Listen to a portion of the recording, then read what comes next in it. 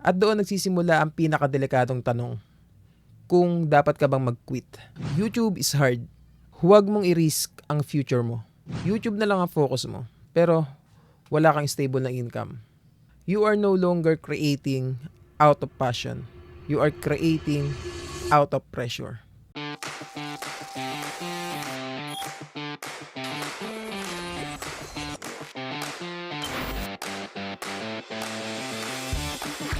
May aaminin ako sa inyo, may mga araw na gusto ko nalang mag-quit sa trabaho. Hindi dahil tamad ako, hindi dahil ayoko mag-work, kundi dahil alam ko may mas gusto pa akong gawin. YouTube, creating, sharing, building something na para sa akin. Something na pwede kong tawagin na akin talaga. At kung nararamdaman mo rin yan ngayon, hindi ka nag-iisa. Gigising ka ng maaga, maghahanda ka, papasok ka sa work, pagod, paulit-ulit, same routine, same pagod, same sahod. At minsan mapapaisip ka na lang, ganito na lang ba habang buhay? Pero sa kabilang side, may YouTube ka. Something na nagbibigay sa'yo ng excitement. Something na nagbibigay sa'yo ng hope. Doon mo nararamdaman na may possibility pala, may future, may chance. At doon nagsisimula ang pinakadelikadong tanong. Dapat na ba ako mag-quit sa trabaho ko? Sa regular job ko? Delikado ang tanong na yan. Hindi dahil mahirap mangarap, kundi dahil maraming creators ang nag-quit nang hindi pa ready. At maraming creators ang nagsisi. Hindi dahil mahina sila, kundi dahil nagmamadali sila. Nag-decide sila based on emotion, hindi based on preparation. Ito ang truth na hindi sinasabi ng karamihan. YouTube is hard. Sa simula, wala kang views, wala kang subscribers, wala kang income.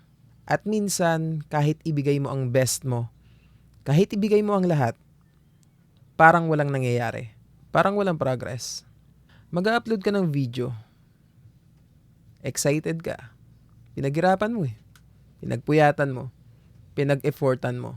Pero after mong i-upload, 10 views, 20 views, minsan, mas mababa pa. At ang pinakamasakit, hindi yung mababa ang views, kundi yung feeling na parang walang nakakapansin sa'yo, na parang walang nakaka-appreciate. Ngayon, imaginein mo to.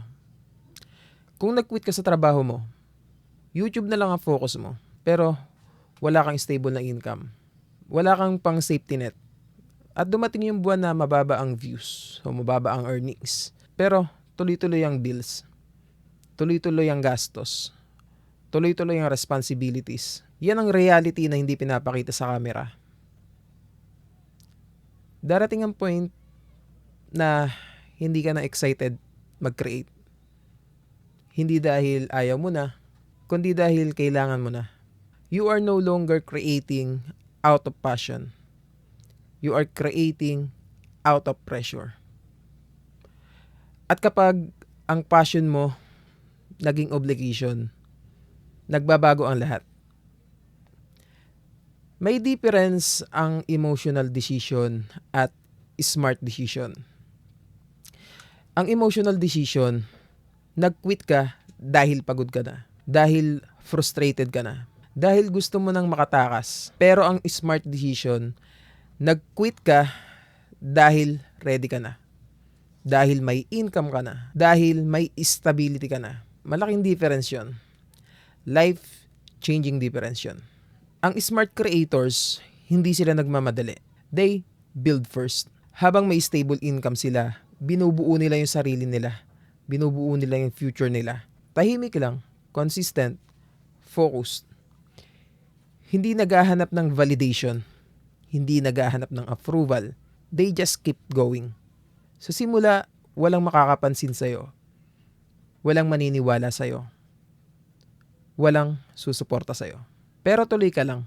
Kasi ang success, binibigay sa consistent. Hindi siya nagmamadaling sumuko. Darating ang araw, mapapansin mo, unti-unti lumalaki ang channel mo. Unti-unti lumalaki ang income mo. Nagiging posible ang dating imposible. At darating yung moment na hindi mo na kailangan magtanong kung dapat ka bang mag-quit. Kasi alam mo, ramdam mo na, and ready ka na. Hindi mo kailangan magmadali. Opportunities will always be there. Hindi karera ang success. Mas okay ang mabagal, pero stable. Kaysa mabilis nga, pero babagsak din. Kung nanonood ka ngayon at nag-iisip kang mag-quit, gusto kong sabihin sa'yo to. Huwag mong i-risk ang future mo. Dahil lang sa emotion. Build first, grow first, earn first, then quit. Hindi baliktad. Ang YouTube, hindi ito para sa nagmamadali. YouTube is for those kind of people with strong patience. Para sa consistent, para sa hindi sumusuko. At kung isa ka sa mga tao na yon, darating ang araw, ang pangarap mo, magiging reality din.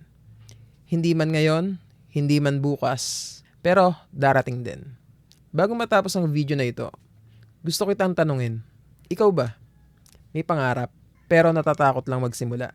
O nagsimula ka na, pero minsan gusto mo nang sumuko?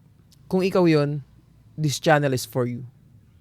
This channel is for dreamers. Para sa creators.